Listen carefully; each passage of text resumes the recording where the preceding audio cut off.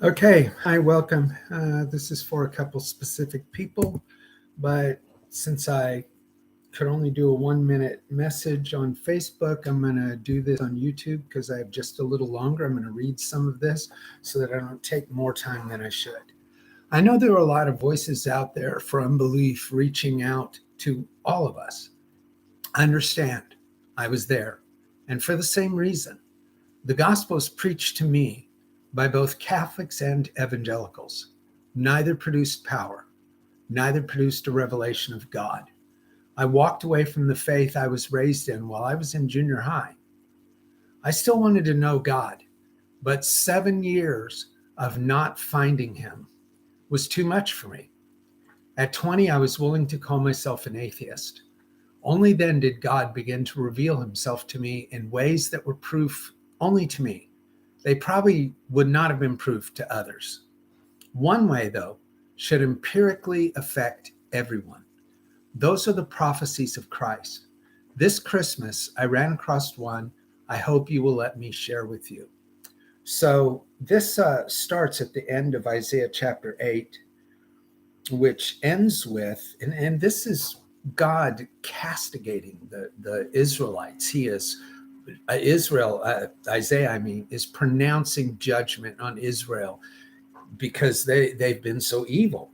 At the end of chapter 8, he says, they will turn their faces upward, then look to the earth and see distress, darkness, and the gloom of anguish. They will be driven into thick darkness. But in the midst of this condemnation of Israel, suddenly the prophet Isaiah, and no one doubts, there are no scholars out there saying that this was written after the time of Christ. Instead, almost everyone believes that this was, as it says it is, was written around 722 BC when the Assyrians were getting ready to conquer the northern kingdom of Israel. And so in the midst of this prophecy, Isaiah suddenly blurts out with this at the start of Isaiah chapter 9.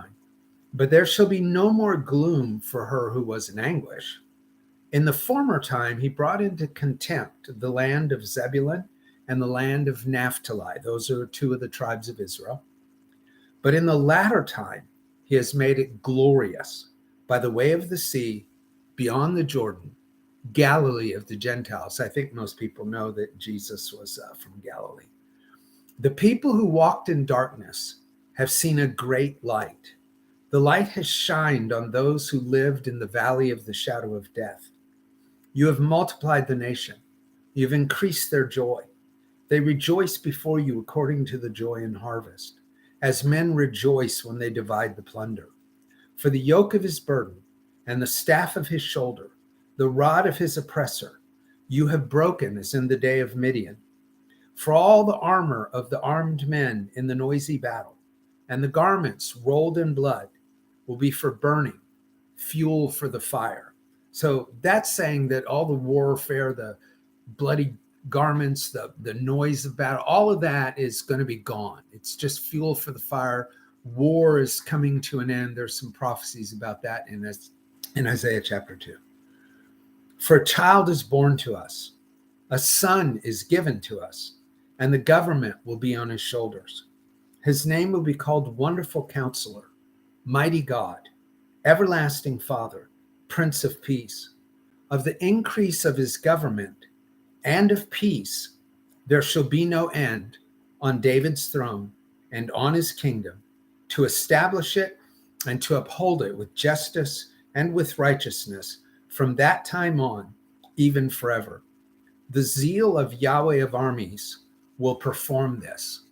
So I want to point out here that this is just a little intermission in the middle of what Isaiah was saying. He just kind of blurts it out.